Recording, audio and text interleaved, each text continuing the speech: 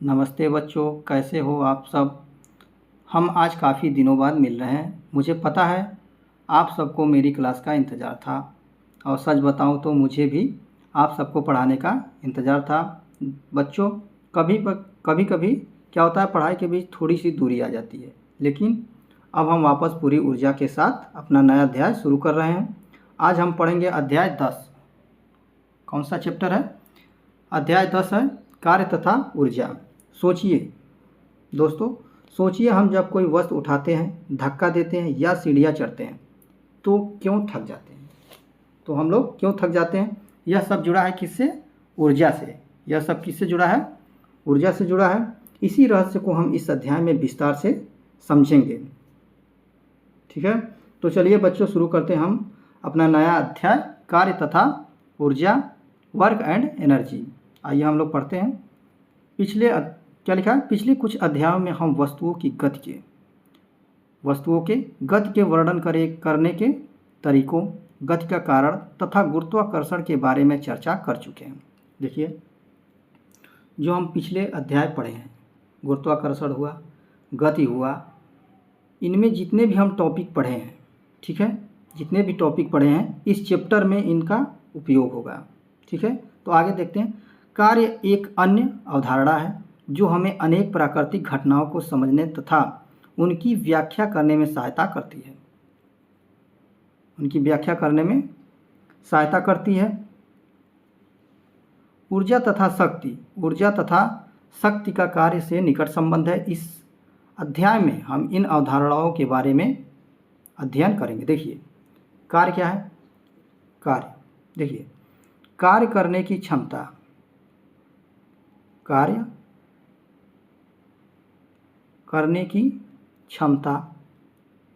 करने की जो क्षमता होती है उसको हम क्या कहते हैं? ऊर्जा कहते हैं। क्या कहते हैं? ऊर्जा कहते हैं। ठीक है, अभी यहाँ क्या लिखा है? ऊर्जा तथा शक्ति का कार्य से निकट संबंध है। तो वही मैं बता रहा हूँ, कार्य करने की जो क्षमता होती है उसको हम क्या कहते हैं? ऊर्जा कहते हैं। ठीक है, और कार्य करने की दर, कार्य करने की दर को हम क्या कहते हैं? शक्ति कहते हैं। क्या कहते हैं? शक्ति। ठीक है, तो आगे हम लोग देखते हैं क्या लिखा है। देखते हैं, सभी सजीवों को भोजन की आवश्यकता होती है। सभी सजीवों को भोजन की आवश्यकता होती है। ठीक है, जीवित रहने के लिए सजीवों को अनेक मूलभूत गतिविधियां करनी पड़ती हैं। जैसे क्या होता है, सभी सजीव होते हैं जैसे पेड़ पौधे हुए। ठीक, पेड़ पौधे क्या होते हैं? सूर्य से,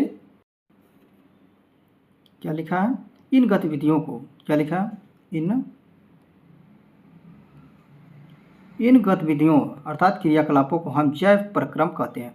आगे हम लोग अगले क्लास के नोट्स में हम लोग पढ़ेंगे जैव प्रक्रम क्या होता है। इन प्रक्रमों के लिए ऊर्जा भोजन से प्राप्त होती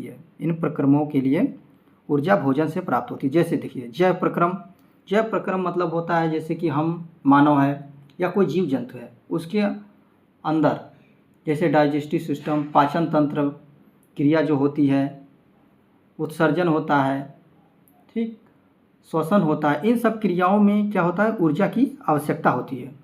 ठीक है, वही चीज़ लिखा है, हम जैव प्रक्रम कहते हैं। इन प्रक्रमों के लिए ऊर्जा भोजन से प्राप्त होती है। जब हम भोजन खाते हैं, देखिए, पेड़ पौधे जो होते हैं सूर्य के प्रकाश से एनर्जी लेते हैं।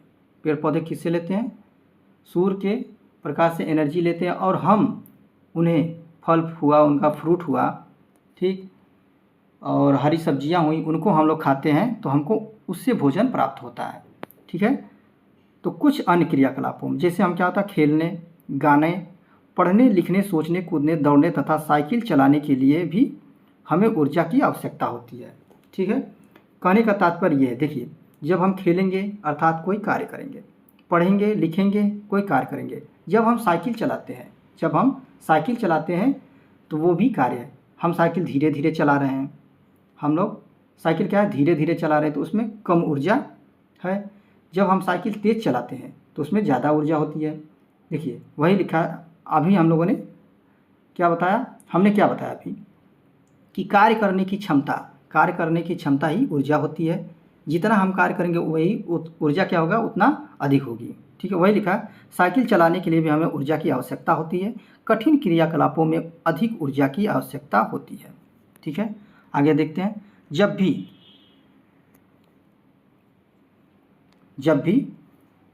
क्या लिखा है? जंतु भी क्रियाकलापों में व्यस्त रहते हैं। उदाहरण के लिए वे कूद या दौड़ सकते हैं। उन्हें लड़ना पड़ना क्या लिखा है? उन्हें लड़ना पड़ता है। अपने शत्रुओं से दूर भागना पड़ता है। भोजन खोजना, आवास के लिए सुरक्षित स्थान खोजना पड़ता है। इसके अतिरिक्त कुछ जंतुओं को हम बोझा ढोने, गाड़ी खींचने या खेत जोतने के लिए उपयोग में लाते हैं। इन सभी क्रियाकलापों के लिए ऊर्जा की आवश्यकता। मशीनों के बारे में सोचिए। इसमें क्या लिखा है? इसमें यही लिखा है कि जो मशीन होते हैं, जैसे मानव है, जीव जंतु हैं, पेड़ पौधे हैं, सूर्य से एनर्जी प्राप्त कर लेते हैं पेड़ पौधे। मानव जो है उन पेड़ पौधों को, फल फ्रूट्स को खाकर ऊर्जा प्राप्त कर लेता है। वहीं मशीन क्या है? मशीन जो है डीजल, पेट्रोल आदि के द्वारा एनर्जी प्राप्त करते हैं और मशीनें कार्य करती हैं। ठीक है, अब हम देखते हैं कार्य। क्या देखते हैं? कार्य, वर्क। ठीक है, कार्य क्या है? हम अपने दैनिक जीवन में जिस रूप में कार्य शब्द का प्रयोग करते हैं और जिस रूप में हम इसे विज्ञान में उपयोग करते हैं उनमें अंतर है। देखिए क्या लिखा है, इसका कहने का तात्पर्य क्या है? जैसे दैनिक जीवन में जब हम कोई कार्य करते हैं वो कार्य अलग है, लेकिन जब हम विज्ञान में उस कार्य का उपयोग करते हैं या कार्य करते हैं उसमें अलग है। जैसे कोई ये व्यक्ति है, कोई ये व्यक्ति है अपने सर पे बोझा लिए खड़ा है। ठीक है, बोझा लिए खड़ा है, काफ़ी देर तक खड़ा है, लेकिन यह आगे नहीं बढ़ रहा है। देखिए क्या होगा? तो आगे नहीं बढ़ रहा है तो यहाँ कार्य क्या है? साइंस की भाषा में यह कार्य क्या है? जीरो है, अर्थात यहाँ कार्य नहीं हो रहा है। ठीक है, लेकिन दैनिक जीवन में हम इसको कह सकते हैं कि यह कार्य हो रहा है। ठीक है, अब क्या होगा? जैसे कोई वस्तु है, इसको हम धक्का देते हैं। ठीक है, इसको धक्का देते हैं तो कुछ दूरी का क्या होता है? विस्थापन होता है। तो हमारा कार्य W बराबर क्या होता है? F गुणे S, अर्थात कार्य जो होता है बल गुणे विस्थापन होता है। जब हम किसी वस्तु पर बल F द्वारा उसको धक्का देते हैं तो वह कुछ दूरी क्या होता है? विस्थापन होता है। ठीक है, ओके, फिर से डायग्राम बनाते हैं इसका। देखिए अब हम देखते हैं कार्य के बारे में हम लोग देखते हैं। देखिए ये कोई वस्तु है, इस पर मैंने धक्का दिया। ठीक है, कुछ दूरी ये विस्थापित हुआ। ठीक है, एक तो ये हो गया। यहाँ एंगल क्या होगा? एंगल देखिए वस्तु और फोर्स के बीच अर्थात बल के बीच एंगल हमारा कितना हो जाएगा? 0 डिग्री। ठीक है, अर्थात यहाँ कार्य हो रहा है। ठीक है, अब हम देखते हैं दूसरी स्थिति क्या है। जैसे कोई वस्तु है, ठीक है, ये कोई वस्तु है, ठीक, इधर की ओर जा रही है, ठीक है, लेकिन इसको हम धक्का देते हैं इस दिशा में, इस डायरेक्शन में हम क्या करते हैं? धक्का देते हैं तो कुछ दूरी चलकर रुक जाती है, लेकिन थोड़ा सा विस्थापन हुआ, यहाँ भी कार्य हुआ। ठीक है, यहाँ कार्य हुआ। ठीक, ये पहली स्थिति में भी कार्य हुआ, लेकिन कार्य क्या था? पॉजिटिव था। विस्थापन के दिशा में ही फोर्स कार्य किया। ठीक, तो पॉजिटिव। यहाँ देखिए विस्थापन के अपोजिट डायरेक्शन में फोर्स लग रहा है, तो यहाँ कार्य क्या होगा? निगेटिव होगा। ठीक है, अब तीसरी स्थिति देखते हैं। तीसरी स्थिति क्या है? तीसरी स्थिति में जैसे कोई वस्तु है, ठीक है, कोई वस्तु है, ऐसे कोई व्यक्ति है बोझा लिए है, ठीक, और वो चल रहा है, इनके बीच का एंगल कितना बन रहा है? 90 डिग्री।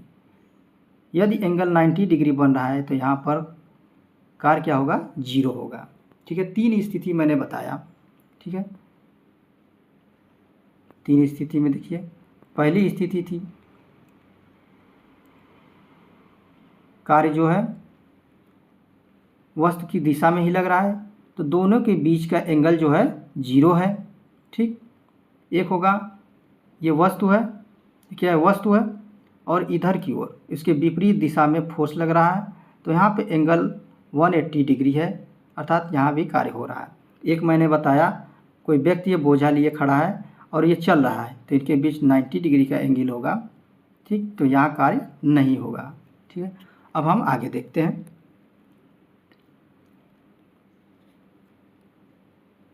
देखते हैं कार्य क्या लिखा है। अब देखते हैं ये पॉइंट क्या लिखा है। कठोर काम करने के बावजूद कुछ अधिक कार्य नहीं। कठोर कार्य करने के बावजूद कुछ अधिक कार्य नहीं, मैंने वही बताया। देखिए कोई व्यक्ति है, ये कोई व्यक्ति है, ठीक है, ये कोई व्यक्ति है, बोझा लिए है, ठीक, बोझा लिए है। देखिए जब ये बोझा लिया है तो गुरुत्वाकर्षण, पृथ्वी का जो गुरुत्वाकर्षण बल है वो तो कार्य कर रहा है, वो कार्य कर रहा है, ठीक, और एक बल F ऊपर की ओर कार्य कर रहा है, ठीक, लेकिन इसमें विस्थापन नहीं हो रहा है। क्या है, विस्थापन नहीं हो रहा है, इसलिए यहाँ साइंस की भाषा में कार्य बराबर क्या हो जाएगा, 0 हो जाएगा। ठीक है, अब हम आगे देखते हैं क्या लिखा है। ये देखिए कमली परीक्षा की तैयारी कर रही है, कमली परीक्षा की तैयारी कर रही है। वह अध्ययन में बहुत सा समय व्यतीत करती है। वह पुस्तकें पढ़ती है, चित्र बनाती है, अपने विचारों को सुव्यवस्थित करती है, प्रश्न पत्रों को एकत्रित करती है, कक्षाओं में उपस्थित रहती है, अपने मित्रों के साथ समस्याओं पर विचार विमर्श करती है तथा प्रत्येक क्या लिखा है प्रयोग करती है। इन क्रियाकलापों पर वह बहुत सी ऊर्जा व्यय करती है। सामान्य बोलचाल में वह कठोर कार्य करती है या कठोर काम कर रही है। यदि हम कार्य को वैज्ञानिक परिभाषा के अनुसार देखें तो इस कठोर काम को बहुत थोड़ा कार्य सम्मिलित है। आगे देखते हैं। आप क्या लिखा है, आप एक बहुत बड़ी चट्टान को ढकेलने के लिए कठोर परिश्रम कर रहे हैं। मान लीजिए आपके सारे प्रयत्नों के बावजूद चट्टान नहीं हिलती। पूर्णतया आप क्या है, थक चुके हैं, तथापि आपने चट्टान पर कोई कार्य नहीं किया। साइंस की भाषा में, विज्ञान की भाषा में, यदि आपने चट्टान पर धक्का दिया, चट्टान अपनी जगह से नहीं हिला, अर्थात उसमें कोई विस्थापन या उसकी स्थिति में कोई परिवर्तन नहीं आई, तो आपने कार्य नहीं किया। लेकिन सामान्य बोलचाल में आपने बहुत कार्य किया। ठीक है, क्या लिखा है, तथापि आपने चट्टान पर कोई कार्य नहीं किया क्योंकि चट्टान में कोई विस्थापन नहीं हुआ। अब देखते हैं। देखिए मैंने अभी बताया था कार्य बराबर बल गुणे विस्थापन होता है। यहाँ पर चट्टान पर जब धक्का लगाया गया, फोर्स लगाया, लेकिन विस्थापन नहीं हुआ, 0 हुआ। जब F गुणे S का मान 0 रखेंगे तो W बराबर कितना आ जाएगा, कार्य बराबर 0 आ जाएगा। ठीक है, आगे देखते हैं। आप अपने सिर पर एक भारी बोझा रखकर कुछ मिनट के लिए बिना हिले डुले खड़े रहते हैं। आप थक जाते हैं। आपने प्रयास किया है तथा अपनी बहुत सी ऊर्जा व्यय की है। क्या आपने बोझे पर कुछ कार्य कर रहे हैं? हम विज्ञान में जिस प्रकार कार्य शब्द का अर्थ समझते हैं उस रूप में इस स्थिति में कार्य नहीं किया गया है। प्राकृतिक दृश्यों को देखने के लिए आप सीढ़ियों पर चढ़कर इमारत की ऊपरी मंजिलों पर पहुंच जाते हैं। आप एक ऊंचे पेड़ पर भी चढ़ सकते हैं। वैज्ञानिक परिभाषा के अनुसार इन क्रियाकलापों में बहुत सा कार्य निहित है। ठीक है, अपने दैनिक जीवन में हम किसी भी लाभदायक शारीरिक या मानसिक परिश्रम को कार्य समझते हैं। कुछ क्रियाकलापों जैसे मैदान में खेलना, मित्रों से बातचीत करना, किसी धुन को गुनगुनाना, किसी चलचित्र को देखना, किसी समारोह में सम्मिलित होना को कभी कभी कार्य नहीं समझा जाता। कार्य क्या होता है, देखते हैं। कार्य क्या होता है इस बात पर निर्भर है कि हम उसे कैसे परिभाषित करते हैं। विज्ञान में हम कार्य शब्द को भिन्न प्रकार से प्रयोग तथा परिभाषित करते हैं। इसे जानने के लिए आइए हम निम्न क्रियाकलाप करते हैं। ठीक है, क्या लिखा, इस क्रियाकलाप में उपरोक्त अनुच्छेदों में हमने अनेक ऐसे क्रियाकलापों की चर्चा की जो हम लोगों ने ऊपर अभी पढ़ा। जिन्हें प्रायः हम अपने दैनिक जीवन में कार्य मानते हैं। दैनिक जीवन में कार्य मानते हैं। इनमें से प्रत्येक क्रियाकलाप के लिए निम्नलिखित प्रश्नों का उत्तर दीजिए। जैसे कि किसी वस्तु पर कार्य किया गया, वस्तु पर क्या घटित हो रहा है, कार्य कौन कर रहा है। ठीक है, आइए अब हम देखते हैं कार्य की वैज्ञानिक संकल्पना क्या है। आइए हम लोग अब देखते क्या है कार्य की वैज्ञानिक संकल्पना। ठीक है, देखिए विज्ञान के दृष्टिकोण से हम कार्य को किस प्रकार देखते हैं और परिभाषित करते हैं, यह समझने के लिए आइए कुछ स्थितियों पर हम क्या करते हैं, विचार करते हैं। किसी सतह पर रखे एक गुटके को, ढकेले, क्या करें, धकेले। गुटका कुछ दूरी तय करता है। जैसे ये कोई गुटका है, ठीक है, इसको हम क्या करते हैं, ढकेलते हैं, धक्का देते हैं, तो यह कुछ दूरी, हमने इस पर फोर्स F लगाया, इसमें विस्थापन कितना हुआ, S। ठीक है, क्या लिखा, आपने गुटके पर कुछ बल लगाया, मैंने क्या लगाया, बल लगाया, जिससे गुटका विस्थापित हो गया। इस स्थिति में कार्य हुआ। देखिए बल भी है और विस्थापन भी है। थोड़ी दूर गुटका क्या हुआ, विस्थापित हुआ, अर्थात यहाँ पर कार्य हुआ। अब अगला पॉइंट देखते हैं। एक लड़की किसी ट्राली को खींचती है और ट्राली कुछ दूर क्या लिखा है, कुछ दूर तक चलती है। लड़की ने ट्राली पर बल लगाया और यह विस्थापित हुई, इसलिए यहाँ भी कार्य हुआ। ठीक है, यहाँ से देखते हैं आप, एक पुस्तक को किसी ऊंचाई तक उठाइए। जैसे यहाँ पर कोई पुस्तक है, ठीक है, इसको हम कुछ ऊंचाई तक उठाते हैं। ठीक, कुछ ऊंचाई तक उठाइए। ऐसा करने के लिए आपको बल लगाना पड़ेगा। जब हम पुस्तक को उठाएंगे कुछ ऊंचाई तक, मान लीजिए h ऊंचाई तक हम उठाते हैं, ठीक है, इसमें उठाने के लिए इसमें बल F का प्रयोग करते हैं। ठीक है, क्या लिखा है, पुस्तक ऊपर उठती है। ठीक है, ऐसा करने के लिए आपको बल लगाना पड़ेगा। पुस्तक ऊपर उठती है, पुस्तक पर एक बल लगाया गया तथा पुस्तक गतिमान हुई, इसीलिए कार्य किया गया। ठीक है, आगे देखते हैं। उपरोक्त स्थितियों को ध्यानपूर्वक देखने से ज्ञात होता है कि कार्य करने के लिए दो दशाओं का होना आवश्यक है। अब देखिए कौन कौन सी दशा है। वस्तु पर कोई बल लगना चाहिए, वस्तु विस्थापित होनी चाहिए। ठीक है, हम लोगों ने 3 दशा पढ़ा। एक तो ये 90 डिग्री वाला कोई व्यक्ति बोझा लिए है, या 90 डिग्री वाला, ये तीसरी दशा थी। ठीक है, यह तीसरी दशा थी। और पहला हमने विस्थापन, जब मैंने फोर्स लगाया, ठीक है, तो वस्तु क्या हुई, विस्थापित हुई। ठीक है, एक दशा यह है। ठीक है, आगे देखते हैं।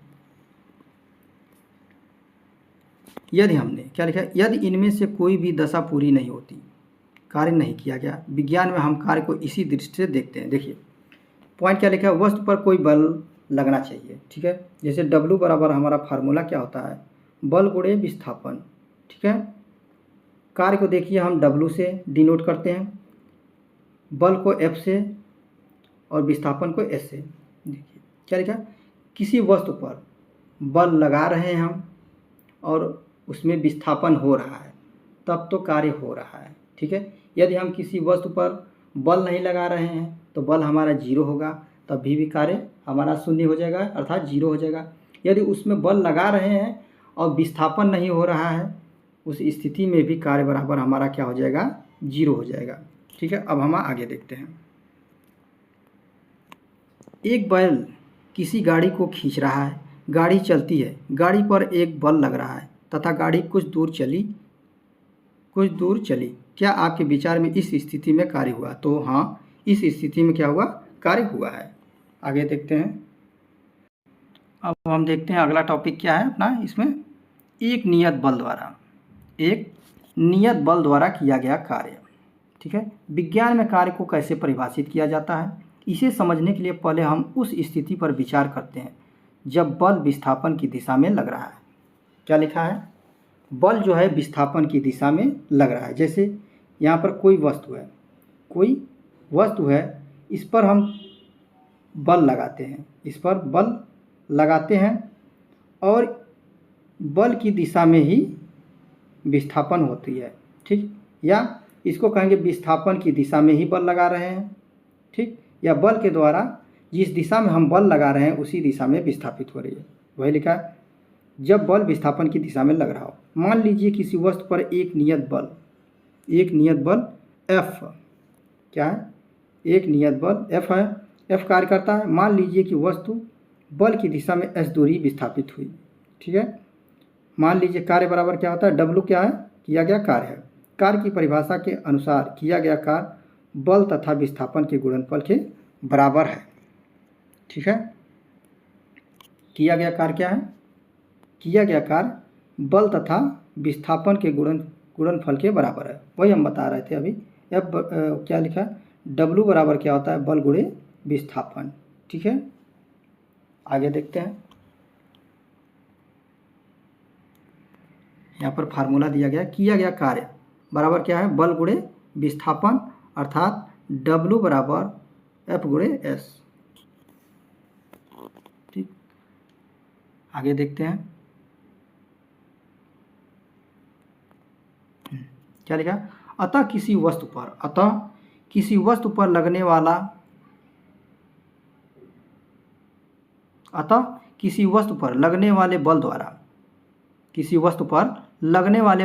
किया गया कार्य बल के परिमाण तथा बल की दिशा में चली गई दूरी के गुणनफल के बराबर होती है, क्या बराबर होता है। क्या लिखा है, किसी वस्तु पर लगने वाले बल द्वारा किया गया कार्य बल के परिमाण तथा बल की दिशा में चली गई दूरी के गुणनफल के बराबर होता है। कार्य में केवल परिमाण होता है तथा कोई दिशा नहीं होती है। देखिए कहने का तात्पर्य है, देखिए बल क्या होता है, बल जो है सदिश राशि है, बल क्या है, सदिश राशि है, इसमें परिमाण और दिशा दोनों होती है, ठीक है। विस्थापन क्या होती है, विस्थापन भी सदिश राशि होती है और इसमें परिमाण और दिशा दोनों होती है। लेकिन कार्य क्या होता है, कार्य क्या है, अदिश राशि है, इसमें केवल क्या होता है, परिमाण होता है, इसमें केवल परिमाण होता है लेकिन दिशा नहीं होती है, ठीक है। आगे देखते हैं, समीकरण 10.1 में यदि F बराबर क्या है, 1 न्यूटन है, S बराबर 1 मीटर, तो बल द्वारा किया गया कार्य कितना होगा, 1 न्यूटन मीटर होगा। यहाँ बल का मात्रक न्यूटन मीटर या जूल है, अतः 1 जूल किसी वस्तु पर किए गए कार्य की वह मात्रा है जब 1 न्यूटन बल वस्तु को बल की क्रिया रेखा की दिशा में 1 मीटर विस्थापित कर दे, ठीक है। आगे देखते हैं, समीकरण 10.1 को ध्यानपूर्वक देखिए। यदि वस्तु पर लगने वाला बल शून्य है तो किया गया कार्य कितना होगा, यदि वस्तु का विस्थापन शून्य है तो किया गया कार्य कितना होगा। उन दशाओं का उल्लेख कीजिए जिनका कार्य होने के लिए पूरा होना चाहिए, ठीक है। तो ये हम लोग पीछे पढ़ चुके हैं, ठीक है। आगे देखते हैं,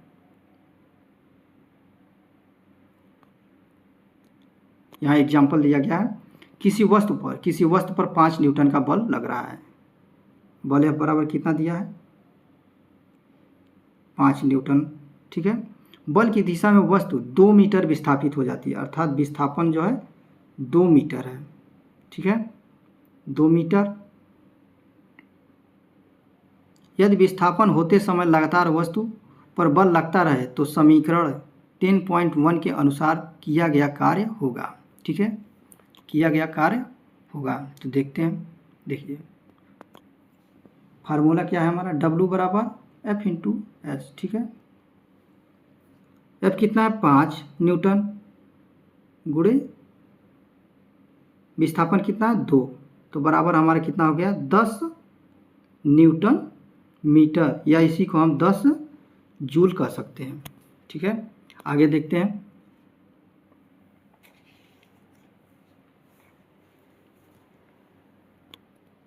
क्या लिखा, एक अन्य स्थिति पर विचार करें जिसमें बल तथा विस्थापन एक ही दिशा में है, बल तथा विस्थापन एक ही दिशा में। एक बच्चा किसी खिलौना कार को चित्र 10.4 में दर्शाए अनुसार धरती के समानांतर खींच रहा है। बच्चे ने कार के विस्थापन की दिशा में बल लगाया। इस स्थिति में किया गया कार्य बल तथा विस्थापन के गुणनफल के बराबर होगा। इस प्रकार की स्थिति में बल द्वारा किया गया कार्य धनात्मक होगा। देखिए ये वस्तु है, इधर बल लग रहा है, बल की दिशा में ही वस्तु का क्या होता है, विस्थापन हो रहा है। ठीक है, बल और विस्थापन दोनों एक ही दिशा में हैं, तो किया गया कार्य हमारा क्या होगा, पॉजिटिव होगा अर्थात धनात्मक होगा। लेकिन कोई वस्तु है इस दिशा में गतिमान है, लेकिन या इसके अपोजिट डायरेक्शन से, इसके विपरीत दिशा से कोई बल F लगाया जाता है, तो यह कुछ दूरी चलकर क्या होती है, रुक जाती है। ठीक, रुक जाती है, उसमें भी कार्य किया गया। ठीक है, जब कार्य किया गया तो बल और विस्थापन क्या है, एक दूसरे के विपरीत दिशा में है, तो यहाँ पर कार्य क्या होगा, हमारा ऋणात्मक होगा। ठीक है, आगे देखते हैं इसको। तो हमने पढ़ा यहाँ पर कार्य क्या होगा, धनात्मक होगा। अब देखते हैं, अब एक स्थिति पर विचार करें जिसमें कि एक वस्तु समान वेग से किसी नियत दिशा में गति कर रही है और उस पर विपरीत दिशा में एक अवमंदक बल F आरोपित किया जाता है, अर्थात दोनों दिशाओं के बीच 180 डिग्री का कोण बन रहा है। माना कि वस्तु S दूरी के विस्थापन के पश्चात रुक जाती है। ऐसी स्थिति में बल F द्वारा किया गया कार्य धनात्मक माना जाता है और इसे ऋण चिन्ह द्वारा निर्दिष्ट किया जाता है। बल द्वारा किया गया कार्य F गुणे माइनस S या माइनस F गुणे S। ठीक है, जब देखिए क्या लिखा है इसमें, यहाँ लिखा है ऋणात्मक माना जाता है। कार्य क्या हो, ऋणात्मक। देखिए ऋणात्मक कार्य का मतलब यह होता है कि दिशा को बता रहा है। ठीक है, ऋणात्मक कार्य क्या है, दिशा को बता रहा है। इसका मतलब यह है कि बल और विस्थापन एक दूसरे के क्या है, अपोजिट डायरेक्शन अर्थात विपरीत दिशा में कार्य कर रहे हैं। ठीक है, आगे देखते हैं।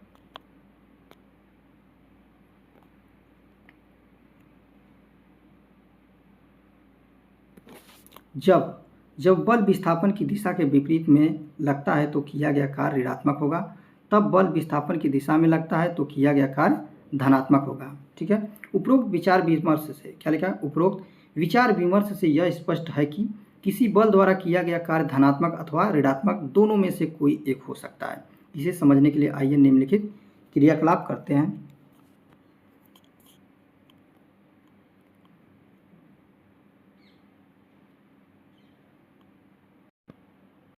देखिए क्या लिखा है, किसी वस्तु को ऊपर उठाइए। आपके द्वारा वस्तु पर लगाए गए बल के द्वारा कार्य किया गया। वस्तु ऊपर की ओर चलती है। जैसे यहाँ कोई वस्तु है, इसको हम ऊपर की ओर उठाते हैं। ठीक है, जब हम ऊपर की ओर उठाते हैं तो हम बल लगा रहे हैं F, ऊपर की ओर लगा रहे हैं। लेकिन ये पृथ्वी का जो गुरुत्वाकर्षण बल होता है वह नीचे की ओर कार्य करता है। ठीक है, अब देखते क्या लिखा है, किसी वस्तु को ऊपर उठाइए। आपके द्वारा वस्तु पर लगाए गए बल के द्वारा कार्य किया गया। वस्तु ऊपर की ओर उठती चली गई। ठीक, आपके द्वारा लगाया गया बल विस्थापन की दिशा में है। ठीक है, तथा वस्तु पर गुरुत्वीय बल ये जो है गुरुत्वाकर्षण बल भी कार्यरत है। ठीक है, इनमें से कौन सा बल धनात्मक कार्य कर रहा है। जिस बल के द्वारा हम वस्तु को उठाकर ऊपर ले जा रहे हैं तो वह बल क्या होगा, धनात्मक होगा। लेकिन जो गुरुत्वीय बल है, जो पृथ्वी का गुरुत्वीय बल है, वह क्या होगा, ऋणात्मक होगा। आगे देखते हैं। अब हम लोग देखते हैं ऊर्जा। क्या देखते हैं, ऊर्जा। अभी हमने कुछ देर पहले पढ़ाया क्या, ऊर्जा क्या है। जैसे कार्य करने की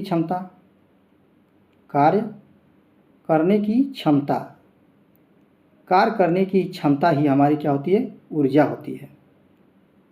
ठीक है, कार्य करने की क्षमता ही ऊर्जा होती है। तो आइए देखते हैं, ऊर्जा के बिना जीवन असंभव है। ऊर्जा की आवश्यकता दिन प्रतिदिन बढ़ रही है। हमें ऊर्जा कहाँ से प्राप्त होती है।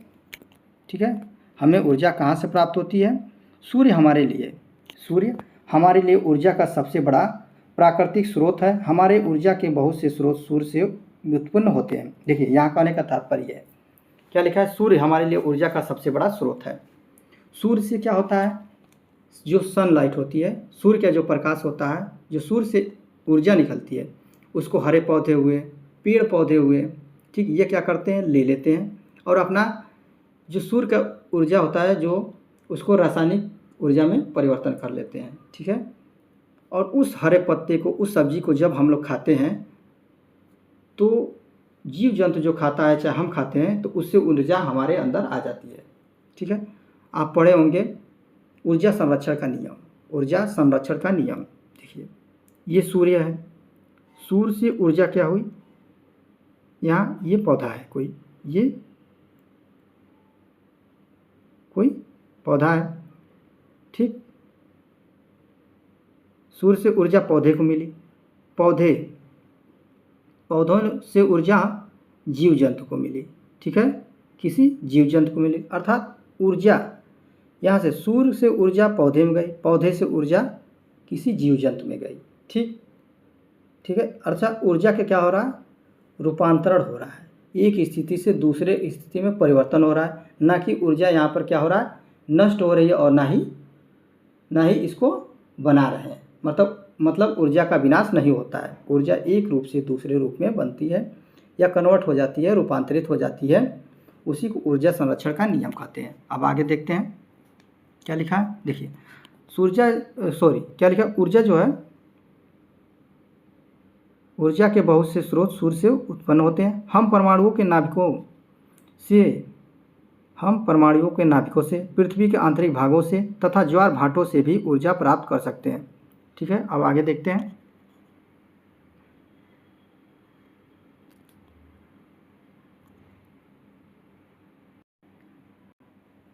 ऊर्जा शब्द का प्रयोग प्रायः हमारे दैनिक जीवन में होता रहता है, किंतु विज्ञान में इसका एक निश्चित एवं परिशुद्ध अर्थ है। आइए निम्नलिखित उदाहरणों पर विचार करें। जब तीव्र वेग से गतिशील क्रिकेट की गेंद स्थिर विकेटों से टकराती है तो विकेट दूर जा गिरते हैं। इसी प्रकार जब हम किसी वस्तु को किसी निश्चित ऊंचाई तक उठाते हैं तब उसमें कार्य करने की क्षमता समाहित होती है। आपने क्या लिखा है, आपने अवश्य ही देखा होगा कि ऊंचाई तक उठाया गया हथौड़ा जब लकड़ी के किसी टुकड़े पर रखी हुई कील पर प्रहार करता है तो वह कील को क्या हो, लकड़ी में ठोक देता है। हमने बच्चों को खिलौनों जैसे कि खिलौना कार में चाबी भरते भी देखा है, और जब यह खिलौना किसी फर्श पर रखा जाता है तो ये गति करने लगता है। जब किसी गुब्बारे में हवा भरकर उसे दबाते हैं तो उसकी आकृति में परिवर्तन होता है। यदि हम गुब्बारे को कम बल लगाकर दबाते हैं तो बल को हटाने पर यह अपनी मूल आकृति में वापस आ सकता है, किंतु यदि हम गुब्बारे को अधिक बल से दबाएं तो यह विस्फोटक ध्वनि करते हुए फट जाता है। ठीक है, फट भी सकता है। आगे देखते हैं। इन सभी उदाहरणों में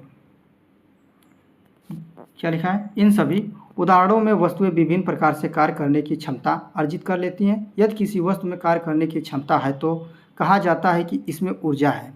ठीक है, जो वस्तु कार्य करती है उसमें ऊर्जा की हानि होती है, जिस वस्तु पर कार्य किया जाता है उसमें ऊर्जा की वृद्धि होती है। देखिए यहाँ पर मैं आपको बताता हूँ, जैसे कि यहाँ पर कोई व्यक्ति है,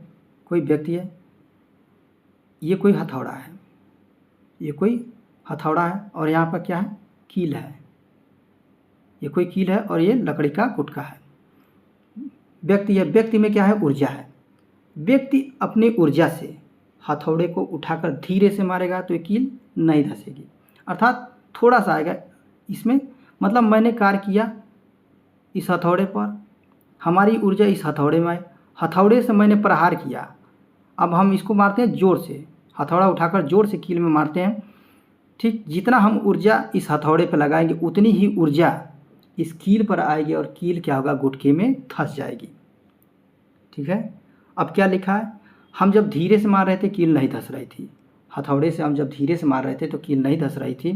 यहाँ कहने का तात्पर्य यह है कि जितना कार्य करने की क्षमता यही है, जिस क्षमता से हम कार्य कर रहे हैं,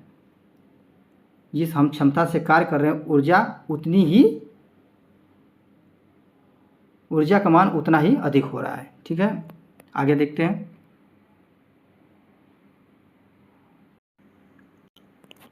यदि किसी वस्तु में कार्य करने की क्षमता है तो कहा जाता है कि इसमें ऊर्जा है। जो वस्तु कार्य करती है इसमें ऊर्जा की हानि होती है, और जिस वस्तु पर कार्य किया जाता है उसमें ऊर्जा की वृद्धि होती है। ठीक है, आगे देखते हैं। किसी वस्तु में यदि ऊर्जा है तो यह कैसे कार्य करती है। कोई वस्तु जिसमें ऊर्जा है तो वह दूसरी वस्तु पर बल लगा सकती है। अभी मैंने बताया कि व्यक्ति है, व्यक्ति की ऊर्जा जो है हथौड़े में, हथौड़े की ऊर्जा कील में आ गई। ठीक है, वही लिखा है। कोई वस्तु जिसमें ऊर्जा है वह दूसरी वस्तु पर बल लगा सकती है। जब ऐसा होता है तो ऊर्जा पहली वस्तु से दूसरी वस्तु में स्थानांतरित हो जाती है। दूसरी वस्तु क्योंकि कुछ ऊर्जा ग्रहण करती है इसलिए कुछ कार्य कर सकती है, और इस प्रकार यह गति में आ सकती है। ठीक है, इस प्रकार पहली वस्तु में कार्य करने की क्षमता है। इसका अर्थ हुआ कि कोई भी वस्तु जिसमें ऊर्जा है कार्य कर सकती है। ठीक है, एक व्यक्ति था, उसने हथौड़ा मारा, ठीक, तो कील धंस गई, अर्थात पहला व्यक्ति कार्य करने की क्षमता है, इसमें ऊर्जा है। ठीक है, आगे देखते हैं। इस प्रकार किसी वस्तु में निहित ऊर्जा को इस प्रकार किसी वस्तु में निहित ऊर्जा को उसकी कार्य करने की क्षमता के रूप में मापा जाता है। इसलिए ऊर्जा का मात्रक वही है जो कार्य का है, अर्थात जूल। 1 जूल कार्य करने के लिए आवश्यक ऊर्जा की मात्रा 1 जूल होती है। कभी कभी ऊर्जा के बड़े मात्रक किलो जूल का उपयोग किया जाता है। ठीक है, 1 किलो जूल बराबर होता है 1000 जूल के बराबर। अब हम देखते हैं ऊर्जा के रूप। सौभाग्य से जिस संसार में हम रहते हैं उसमें ऊर्जा अनेक रूपों में विद्यमान है। विभिन्न रूपों में स्थितिज ऊर्जा, गतिज ऊर्जा, ऊष्मीय ऊर्जा, रासायनिक ऊर्जा, विद्युत ऊर्जा तथा प्रकाश ऊर्जा। ठीक है, आगे देखते हैं। अब हम देखते हैं गतिज ऊर्जा। क्या है गतिज ऊर्जा? देखिए, जब हम साइकिल चलाते हैं, ठीक, जब धीरे धीरे चलाएंगे तो वह धीरे धीरे चलती है, अर्थात उसकी गति क्या होती है, धीरे धीरे होती है। जब हम और तेज़ पैडल मारते हैं, जब हम और तेज़ उसको चलाते हैं तो वह और तेज़ गतिमान होगी। ठीक है, जब कार्य के द्वारा किसी वस्तु में गति आ जाती है तो उससे जो ऊर्जा मिलती है, ठीक, वही गतिज ऊर्जा होती है। ठीक है, अब देखते हैं हम गतिज ऊर्जा के बारे में।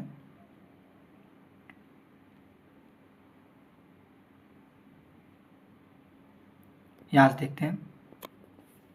एक चलती हुई वस्तु कार्य कर सकती है। एक तेज चलती हुई वस्तु अपने सदृश अपेक्षाकृत धीमी चलती हुई वस्तु से अधिक कार्य कर सकती है। एक गतिशील गोली, बहती हुई हवा, घूमता हुआ पहिया, एक गतिशील पत्थर, ये सभी कार्य कर सकते हैं। गोली लक्ष्य को कैसे भेद पाती है? बहती हुई हवा पवन चक्की पंखुड़ियों को कैसे घुमा पाती है? गतिशील वस्तुओं में क्या होती है? ऊर्जा होती है। अभी मैंने कहा जितनी तेज़ हम साइकिल चलाएंगे अर्थात उसकी गति क्या है? तेज़ है। वही लिखा है कि गतिशील वस्तुओं में ऊर्जा होती है। ठीक है, गिरता हुआ नारियल, गतिशील कार, लुढ़कता हुआ पत्थर, उड़ता हुआ हवाई जहाज, बहता हुआ पानी, बहती हुई हवा, दौड़ता हुआ खिलाड़ी आदि सभी में गतिज ऊर्जा विद्यमान है। संक्षेप में किसी वस्तु में क्या लिखा है? संक्षेप में किसी वस्तु में उसकी गति के कारण निहित ऊर्जा को गतिज ऊर्जा कहते हैं। किसी वस्तु की गतिज ऊर्जा उसकी चाल के साथ बढ़ती है। ठीक है, आगे देखते हैं। किसी गतिशील वस्तु में उसकी गति के कारण कितनी ऊर्जा निहित होती है? परिभाषा के अनुसार हम कह सकते हैं कि किसी निश्चित वेग से गतिशील वस्तु की गतिज ऊर्जा उस वस्तु पर इस वेग को प्राप्त करने के लिए किए गए कार्य के बराबर होती है। ठीक है, जब हम साइकिल चला रहे थे, जैसे हमने किसी वस्तु को फेंका, यहाँ से किसी वस्तु को मैंने फेंका तो धीरे से जब फेंका तो थोड़ी दूर गिरी। ठीक है, जब मैंने इसको तेज़ी से फेंका अर्थात मैंने इस पर कार्य मैंने ज़्यादा किया तो ऊर्जा हमको ज़्यादा लगानी पड़ी, अर्थात वस्तु जो है गतिशील हुई। ठीक, अर्थात उसमें उसको ऊर्जा ज़्यादा प्राप्त हुई। ठीक है, तो हमारे द्वारा किया गया कार्य, हमारे द्वारा जितना मैंने कार्य किया वो ऊर्जा में बदल गई, वही हमारी गतिज ऊर्जा है। जब हम किसी वस्तु पर कार्य करते हैं और वह गतिशील हो जाती है, ठीक, जितनी वह गतिशील होगी अर्थात उसका गति जो होगा जितना अधिक होगा, हमारा काइनेटिक एनर्जी अर्थात गतिज ऊर्जा उतना ही अधिक होगा। ठीक है, अब देखते हैं। आइए अब किसी वस्तु की गतिज ऊर्जा को एक समीकरण के रूप में व्यक्त करें। मान लीजिए m द्रव्यमान का, मान लीजिए कोई वस्तु है, m द्रव्यमान का है, एक समान स्मॉल u वेग से क्या है, गतिमान है। अब मान लीजिए जब इस पर एक नियत बल F विस्थापन की दिशा में लगता है, मतलब जिस दिशा में वस्तु गति कर रही है उसी दिशा में बल लगता है, तो वस्तु s दूरी तक विस्थापित हो जाती है। समीकरण 10.1 में किया गया कार्य, हम लोगों ने पीछे देखा था, किया गया कार्य W जो होता है F s के बराबर होता है। वस्तु पर किए गए कार्य के कारण इसके वेग में क्या होता है, परिवर्तन होता है। ठीक, मान लीजिए इसका वेग स्मॉल u से स्मॉल v हो जाता है, अर्थात ये प्रारंभिक वेग है स्मॉल u और ये अंतिम वेग है v। मान लीजिए उत्पन्न हुए त्वरण का मान क्या है, 1 है। ठीक है, अब आगे देखते हैं। हमने पिछले अध्यायों में हम लोगों ने गति के बारे में, अर्थात गति का चैप्टर हम लोग पढ़ चुके हैं, तो गति के तीनों समीकरणों के बारे में पढ़ा था। ठीक है, वही लिखा है, गति के तीनों समीकरणों के बारे में अध्ययन किया। एक समान त्वरण से गतिशील वस्तु के प्रारंभिक वेग u, अंतिम वेग v तथा विस्थापन के बीच संबंध क्या था, v² - u² बराबर 2as। ठीक है, ये हमारा फार्मूला है। ठीक, आगे देखते हैं। जब हम इसमें से s निकालते हैं तो s बराबर v² - u² अपान 2a। ठीक है, हम लोगों ने देखिए पिछले चैप्टर में हम लोगों ने क्या पढ़ा था, v² बराबर vu² प्लस 2as, गति वाले चैप्टर में ये पढ़ा था। जब हम यहाँ से इसको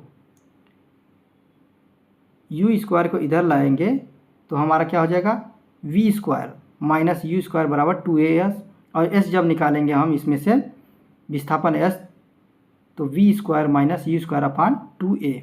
ठीक है, आगे देखते हैं।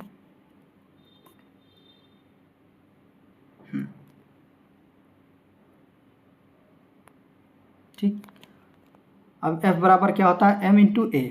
इस प्रकार समीकरण 10.2 को 10.1 में रखने पर बल F द्वारा, ठीक है, बल F द्वारा देखिए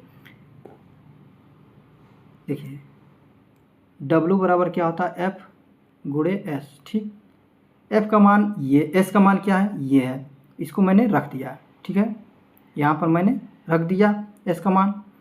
और F बराबर क्या होता है, F बराबर ये F बराबर हो गया m × a। ठीक है, ये हो गया, a से a यहाँ पर कट जाएगा, तो W बराबर हमारा आ जाएगा m। ठीक, m v² - u², ये हमारा W बराबर आया अपान 2। ठीक, आगे यहाँ पर हमारा W बराबर कितना आया, 1/2 m v² - u²। ठीक है, यदि वस्तु की गति अपनी विराम अवस्था से प्रारंभ करती है, अर्थात वस्तु कोई रुकी हुई है, विराम अवस्था से प्रारंभ करती है, तो u बराबर क्या हो जाता है, 0, यानी प्रारंभिक वेलोसिटी जो होता है वो हो जाएगा 0। तो हमारा W बराबर क्या हो जाएगा, ½ × mv²। यह स्पष्ट है कि किया गया कार्य, अभी हम लोगों ने पढ़ा, जो किया गया कार्य होता है वह गतिज ऊर्जा के या गतिज ऊर्जा में परिवर्तन हो जाता है। ठीक, अभी हम लोगों ने पढ़ा था। ठीक, किया गया कार्य है गतिज ऊर्जा के में परिवर्तन हो जाता है यदि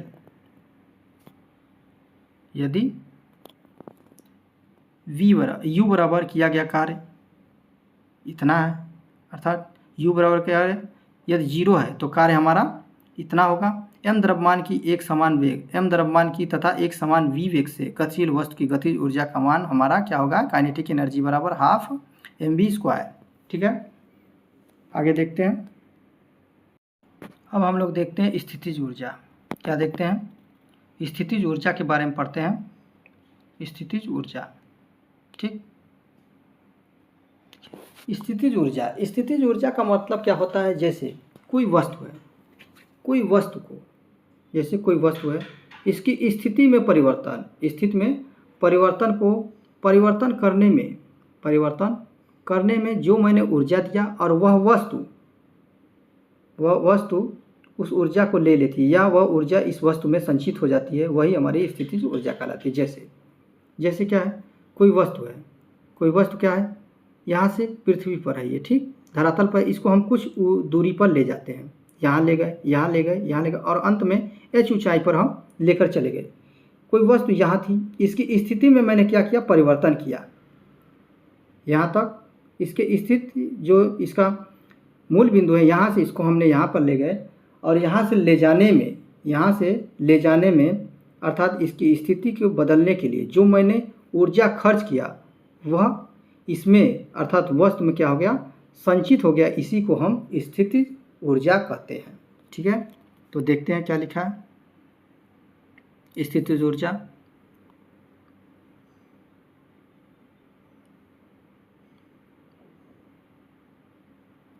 देखिए ये क्रियाकलाप दिए हैं। ठीक, क्रियाकलाप को पढ़ने की ज़रूरत नहीं है। देखते हैं क्या लिखा है। उपरोक्त परिस्थितियों में उन्हीं क्रियाकलापों के परिस्थितियों को लेकर यहाँ पर बात कर रहा है। देखिए, उपरोक्त परिस्थितियों में वस्तु पर किया गया कार्य के कारण इसमें ऊर्जा संचित हो जाती है। किसी वस्तु को स्थानांतरित की गई ऊर्जा इसमें स्थितिज ऊर्जा के रूप में संचित रहती है। यदि यह वस्तु की चाल या वेग में परिवर्तन करने के लिए उपयोग में नहीं आती है, वस्तु कार्य करने के लिए स्थिति प्राप्त कर लेती है। जब आप किसी रबड़ बैंड को खींचते हैं तो अपनी कुछ ऊर्जा स्थानांतरित करते हैं। बैंड में स्थानांतरित की गई ऊर्जा इसमें क्या होगी, स्थितिज ऊर्जा के रूप में संचित हो जाती है। ठीक है, जैसे देखिए बैंड क्या है, जैसे कोई रबड़ है, ये क्या है, ये कोई रबड़ है। ठीक, ऐसे है। ठीक, इसको जब हम दोनों तरफ से खींचते हैं तो रबड़ क्या होगा, ऐसे ऐसे हो जाएगा। ठीक है, अर्थात इसको मैंने अपनी ऊर्जा के द्वारा इसको खींचकर मैंने बड़ा कर दिया तो इसकी स्थिति में क्या हुआ, परिवर्तन हो गया। ठीक है, वही लिखा है। क्या ले, आप किसी रबड़ बैंड को खींचते हैं तो आप कुछ ऊर्जा स्थानांतरित करते हैं। बैंड में स्थानांतरित की गई ऊर्जा इसमें स्थितिज ऊर्जा के रूप में संचित हो जाती है। या किसी खिलौने कार से चाबी भरते समय आप कार्य करते हैं, इसके अंदर कमानी में स्थानांतरित की गई ऊर्जा, जैसे हम जब चाबी भरते हैं उसकी कमानी में, ठीक, तो हमारी जो ऊर्जा होती है उसकी कमानी में स्थानांतरित हो जाती है, वही स्थितिज ऊर्जा के रूप में संचित हो जाती है। किसी वस्तु द्वारा इसकी स्थिति अथवा विन्यास का मतलब जैसे मैंने एक रबड़ को खींच लिया अर्थात रबड़ के विन्यास में क्या हो गया, परिवर्तन हो गया। इसी परिवर्तन के कारण प्राप्त ऊर्जा को स्थितिज ऊर्जा कहते हैं। ठीक है, आगे देखते हैं। अब हम यहाँ से देखते हैं किसी ऊंचाई, क्या लिखा है, किसी ऊंचाई पर वस्तु की स्थितिज ऊर्जा। ठीक है, देखिए वस्तु को किसी ऊंचाई तक उठाने में उसकी ऊर्जा में वृद्धि होती है। उसकी ऊर्जा में देखिए कोई वस्तु है, ठीक, हम इसको उठा रहे हैं ऊपर, यहाँ ले गए अर्थात यहाँ से यहाँ तक ले जाने में ऊपर सबसे टॉप पर ले जाने के लिए हमको ज़्यादा कार्य करना पड़ा है। और हमने पिछले ही बताया जितना हम कार्य करते हैं वही ऊर्जा होती है। ठीक, वही हमारा कार्य ही ऊर्जा में बदल जाता है। तो हमने यहाँ तक ले आने में ज़्यादा कार्य किया तो ऊर्जा भी ज़्यादा होगी। ठीक, तो वस्तु को जैसे जैसे हम जितनी ऊंचाई पर ले जा रहे हैं तो उसकी ऊर्जा उतनी या उसकी स्थितिज ऊर्जा उतनी ही बढ़ती जा रही है। वही लिखा है, वस्तु को किसी ऊंचाई तक उठाने में उसकी ऊर्जा में वृद्धि होती है। इसका कारण है कि इसको ऊपर उठाने में इस पर गुरुत्व बल के विरुद्ध कार्य किया जाता है। इस प्रकार की वस्तु में विद्यमान ऊर्जा उसकी गुरुत्वीय स्थितिज ऊर्जा है। ठीक है, आगे देखते हैं।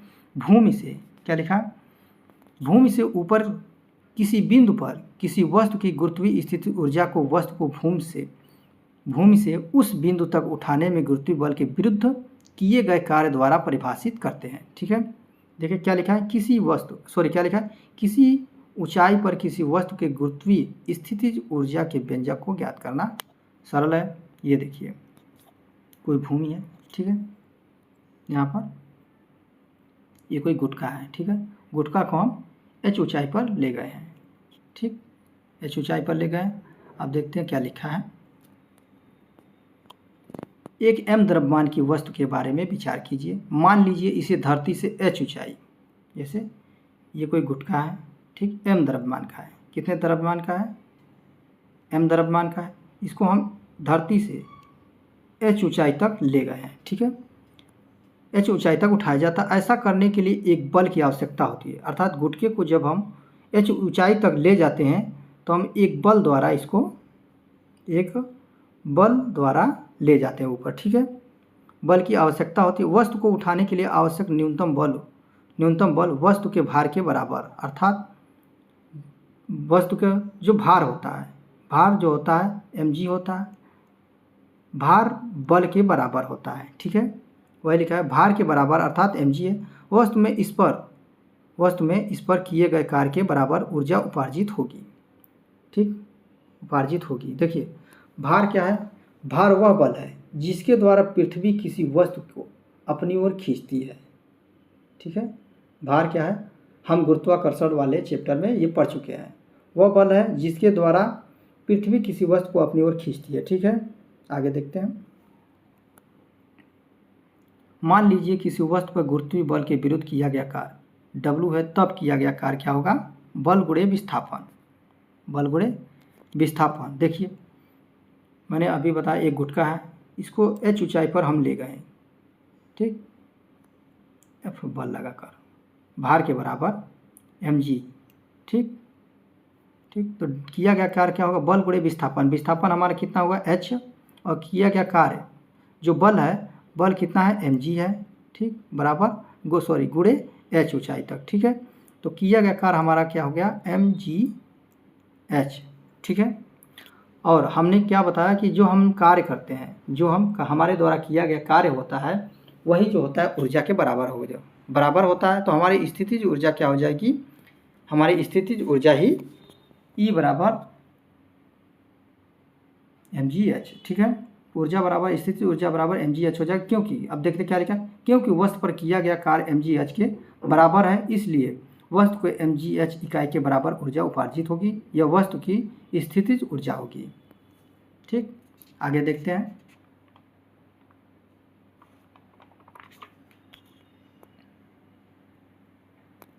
यहाँ से देखते हैं, ध्यान देने, क्या लिखा, ध्यान देने योग्य बात है कि गुरुत्वीय बल द्वारा किया गया कार्य वस्तु के प्रारंभिक तथा अंतिम स्थितियों की ऊर्ध्वाधर ऊंचाइयों के अंतर पर निर्भर है, न कि उस रास्ते पर कि वस्तु ने गति की है। देखिए बहुत बढ़िया पॉइंट है, इसको ध्यान से आप लोग देखिएगा, बहुत ही बढ़िया है। ठीक है, क्या है, देखिए इसमें कहने का तात्पर्य है, जैसे कोई वस्तु है, ठीक, कोई वस्तु है, इसको मैंने h ऊंचाई तक ले गए और डायरेक्ट सीधा ले गए। ठीक, और दूसरी वस्तु है, इसको हम कहाँ ले गए, इधर ले गए, फिर इधर ले गए, फिर इधर ले गए, फिर इधर ले जाकर फिर हम यहाँ पर ले गए। ठीक, लेकिन दोनों की ऊंचाई क्या है, सेम है, दोनों की ऊंचाई सेम है, तो इन दोनों की जो ऊर्जा होगी समान होगी। ठीक है, दोनों की ऊर्जा समान होगी। ठीक, वही लिखा है, क्या लिखा है, ध्यान देने योग्य बात है कि गुरुत्वीय बल द्वारा किया गया कार्य वस्तु की प्रारंभिक और अंतिम स्थितियों की ऊर्ध्वाधर ऊंचाइयों पर, अंतिम स्थिति, देखिए ये हो गया प्रारंभिक स्थिति, ये अंतिम स्थिति। ठीक है, ये प्रारंभिक स्थिति और ये अंतिम स्थिति की ऊंचाइयों पर निर्भर करता है, न कि उस रास्ते पर जिस पर वस्तु की गति की है। कोई रास्ता इस पर कोई डिपेंड ये नहीं करता है। ठीक है, आगे देखते हैं। गुटका स्थिति ए में स्थिति बी को ऐसा चित्र में दिखाया गया है। देखिए वही चीज़ है यहाँ पर। ठीक, वही है टॉपिक, यहाँ लिखा है क्या है, देखिए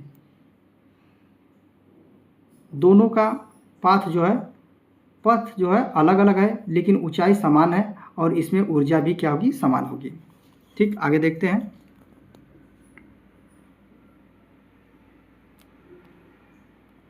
अब हम देखते हैं क्या ऊर्जा के विभिन्न रूप परस्पर, क्या लिखा है, क्या ऊर्जा के विभिन्न रूप परस्पर परिवर्तनीय है। तो देखते हैं, क्या हम ऊर्जा का एक रूप से दूसरे रूप में रूपांतरण कर सकते हैं। प्रकृति में हमें ऊर्जा का रूपांतरण के अनेक उदाहरण देखने को मिलते हैं। प्रकृति में हमको ऊर्जा के जो है अनेक रूपांतरण के उदाहरण मिलते हैं। तो आइए देखते हैं उदाहरण। देखिए क्या लिखा है, छोटे समूह में बैठिए, प्रकृति में ऊर्जा रूपांतरण की विभिन्न विधियों पर विचार करें, अपने समूह में इसको छोड़िए। ये देखिए हरे पौधे खाना कैसे बनाते हैं। ठीक है, हरे पौधे खाना कैसे बनाते हैं। अब देखिए ऊर्जा रूपांतरित कैसे हो रही है। हरे पौधे खाना कैसे बनाते हैं, ये क्या कहते हैं, प्रकाश ऊर्जा को सूर्य के द्वारा सूर्य की जो प्रकाश ऊर्जा होती है उसको लेते हैं और रासायनिक ऊर्जा में परिवर्तित करके अपना भोजन बनाते हैं। ठीक है, तो हरे पौधों में एनर्जी अर्थात ऊर्जा ऐसे प्राप्त होती है। फिर क्या लिखा है, उन्हें ऊर्जा कहाँ से प्राप्त होता है, तो सूर्य से ऊर्जा प्राप्त होता है। वायु एक स्थान से दूसरे स्थान को क्यों बहती है, मतलब जो वायु होती है एक स्थान से दूसरे स्थान पर क्यों बहती है। देखिए इसमें भी ऊर्जा क्या है, देखिए सूर्य की जो ऊर्जा होती है, अर्थात सूर्य ये धरातल है, ठीक, ये सूर्य है। सूर्य से जब ऊर्जा गिरती है पृथ्वी पर, सूर्य का जो प्रकाश होता है जब धरती पर पड़ता है तो धरती अर्थात पृथ्वी कहीं गर्म तथा कहीं ठंडा हो जाती है, ठंडा होती है, ठीक। इस प्रकार हवाएं जब चलना शुरू करती हैं, ठीक, इस प्रकार जब हवाएं चलना शुरू करती हैं तो हवा गर्म धरती से संपर्क में आती है, वह ऊपर की ओर, अर्थात जो गर्म हवा होती है जहाँ पे पृथ्वी गर्म है वहाँ से हवा टकराती है और टकरा कर ऊपर की ओर उठती है, ठीक। जब यह हवा गर्म हवा ऊपर की ओर उठी तो इसका स्थान लेने के लिए ठंडी हवाएं यहाँ आ जाती हैं, ठीक। यह प्रक्रम चलता रहता है, ठीक। वही है यहाँ पर क्या लिखा है, वायु एक स्थान से दूसरे स्थान पर क्यों बहती है, तो ये भी किसके कारण होता है, ऊर्जा के ही कारण होता है, ठीक है। अब लिखा कोयला तथा पेट्रोलियम जैसे ईंधन कैसे प्राप्त या कैसे बने। देखिए कोयला किससे बनता है, पेड़ पौधे बनता है, पेड़ पौधों से बनता है, पेड़ पौधे। अब इसमें देखते हो ऊर्जा क्या उपयोग है, अच्छा ऊर्जा क्यों कैसे रूपांतरित होती है, ठीक। देखिए जब क्या होता है, प्रकाश संश्लेषण के माध्यम से पौधे जो होते हैं सूर्य की ऊर्जा लेते हैं और ये पौधे क्या करते हैं, ये पौधे हजारों लाखों साल तक क्या होते हैं पृथ्वी के अंदर दबे होते हैं और दबे होते हैं वो फिर अंत में एक क्या होते हैं कोयले का रूप ले लेते हैं, कोयले का रूप ले लेते हैं, ठीक। और कोयला, अब देखिए प्रकाश संश्लेषण के कारण जो सूर्य की एनर्जी थी वो पेड़ पौधों में आ गई और पेड़ पौधे से अब कहाँ आ गई एनर्जी, ऊर्जा कोयले में आ गई, अर्थात यहाँ ऊर्जा का क्या हुआ, स्थानांतरण अथवा रूपांतरण हुआ, ठीक है।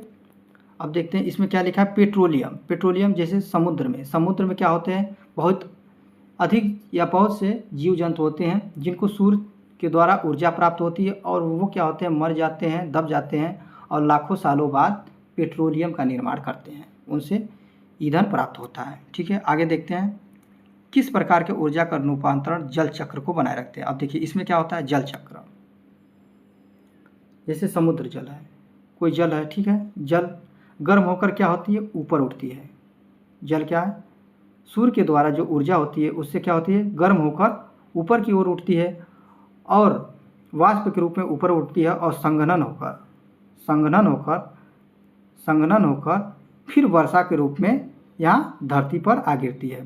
तो किस प्रकार ऊर्जा का रूपांतरण जल चक्र को बनाए रखते हैं, यही होगा जल चक्र, ठीक है। आगे देखते हैं, अब हम देखते हैं ऊर्जा संरक्षण का नियम, लॉ ऑफ एनर्जी कंजर्वेशन, ठीक है। देखिए क्रियाकलाप 10.14 में हमने सीखा कि ऊर्जा एक रूप से दूसरे रूप में परिवर्तित हो सकती है। इस प्रक्रिया में निकाय की कुल ऊर्जा का क्या हुआ, ऊर्जा रूपांतरण की अवस्था में निकाय की कुल ऊर्जा अपवर्तित रहती है। यह ऊर्जा संरक्षण के नियमानुसार है।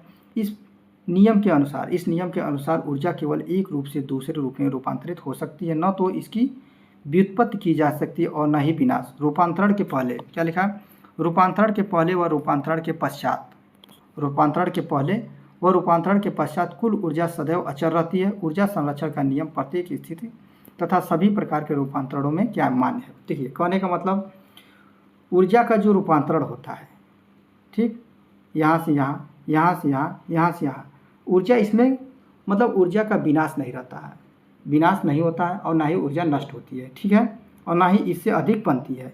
तो ऊर्जा क्या होती है, पूरी स्थितियों में, अपनी सभी स्थितियों में क्या होती है, अचर रहती है, ठीक है। आगे देखते हैं, एक सरल उदाहरण के द्वारा देखते हैं। मान लीजिए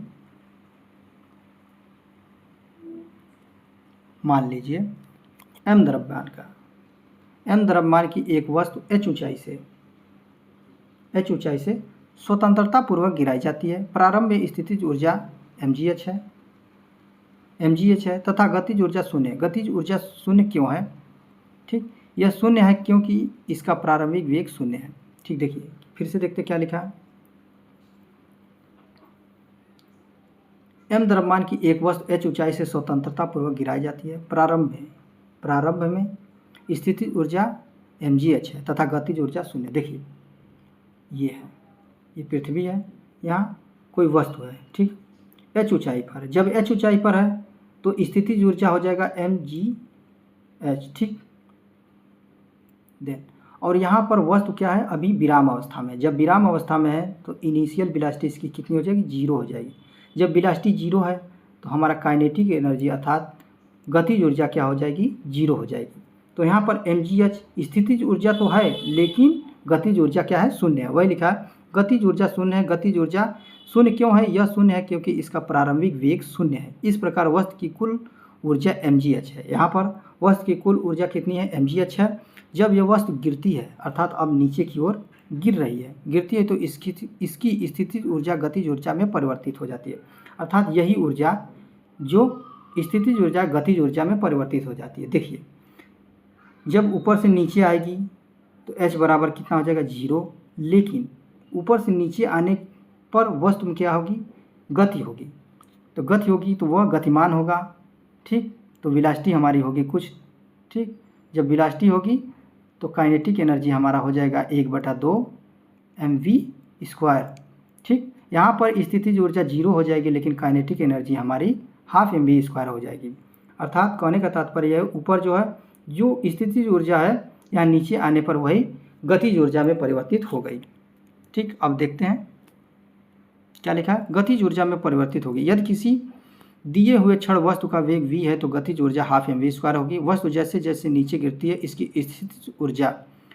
स्थितिज ऊर्जा कम होती जाती है, तब गतिज ऊर्जा बढ़ती जाती है। जब वस्तु धरती पर पहुंचने वाली होती है, जब वस्तु धरती पर पहुंचने वाली होती है तो h बराबर 0, तो h बराबर 0 तथा इस अवस्था में वस्तु का अंतिम वेग v अधिकतम हो जाएगा। इसलिए अब गतिज ऊर्जा अधिकतम तथा स्थितिज ऊर्जा न्यूनतम होगी तथा सभी बिंदुओं पर वस्तु की स्थितिज ऊर्जा तथा गतिज ऊर्जा का योग समान रहता है। अर्थात स्थितिज ऊर्जा प्लस गतिज ऊर्जा बराबर अचर, ठीक। mgh प्लस ½ mv² बराबर अचर। किसी वस्तु का गतिज ऊर्जा तथा स्थितिज ऊर्जा का योग उसकी कुल यांत्रिक ऊर्जा है, ठीक है। आगे देखते हैं। हम देखते हैं कि किसी पिंड के मुक्त रूप से गिरते समय इसके पथ में किसी बिंदु पर स्थितिज ऊर्जा में जितनी कमी होती है गतिज ऊर्जा में उतनी ही वृद्धि होती है, ठीक। यहाँ पिंड की गति पर वायु प्रतिरोध के प्रभाव आदि की उपेक्षा की गई है। इस प्रकार गुरुत्वीय स्थितिज ऊर्जा का गतिज ऊर्जा में निरंतर क्या हो रहा है, रूपांतरण हो रहा है, ठीक है। कार्य करने की दर, ठीक है। अब हम देखते हैं कार्य करने की दर। हमने चैप्टर शुरू करने से पहले ही मैंने क्या बताया था, कार्य करने की क्षमता क्या होती है, ऊर्जा होती है। कार्य करने की क्षमता ऊर्जा होती है, लेकिन कार्य करने की दर क्या होती है, शक्ति होती है, ठीक। अब वही पढ़ने जा रहे हैं, कार्य करने की दर, ठीक है। देखते हैं क्या लिखा। क्या हम सब एक ही दर से कार्य करते हैं? क्या मशीनें ऊर्जा का उपयोग तथा रूपांतरण समान दर से करती हैं? अभिकर्ता एजेंट को ऊर्जा रूपांतरण करते विभिन्न दरों से कार्य करते हैं। आइए इससे निम्न क्रियाकलापों से देखते हैं। देखिए इस क्रियाकलाप में यही है, जैसे व्यक्त हुआ, प्रत्येक व्यक्ति कार्य करने का दर क्या होगा, अलग अलग होगा। प्रत्येक मशीनों का अपना कार्य करने का अलग अलग दर होगा, ठीक है। तो आगे देखते हैं क्या लिखा है, यहाँ से देखते हैं।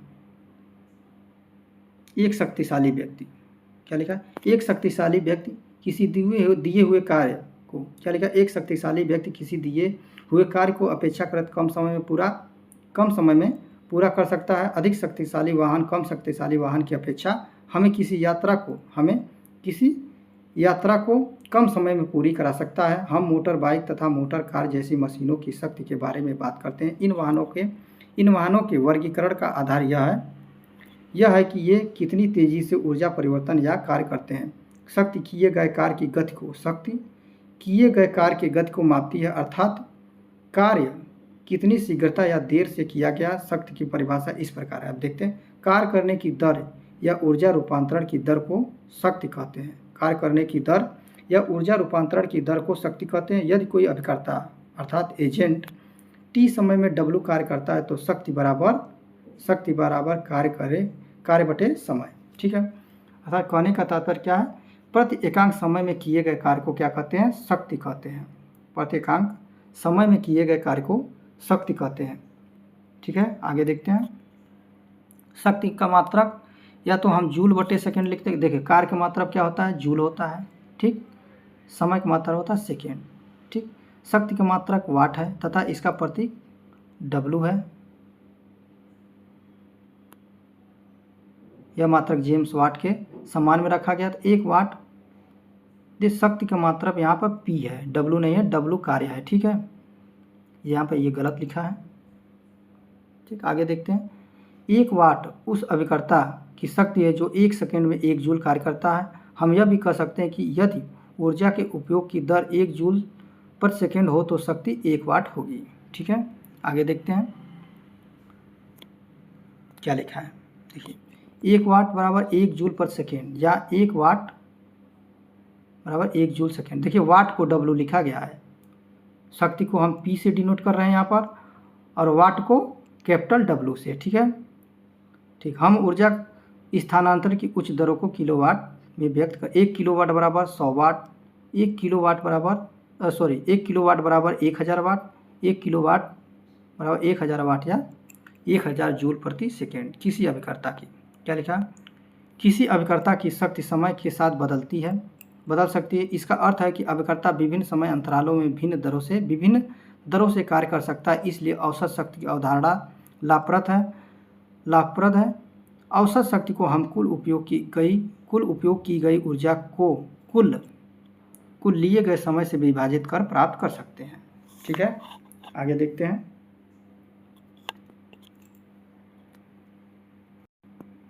देखिए, यहाँ क्या लिखा है, औसत शक्ति का हम कुल उपयोग की गई ऊर्जा को कुल लिए गए समय से विभाजित। जैसे मैंने अगर निकालना है शक्ति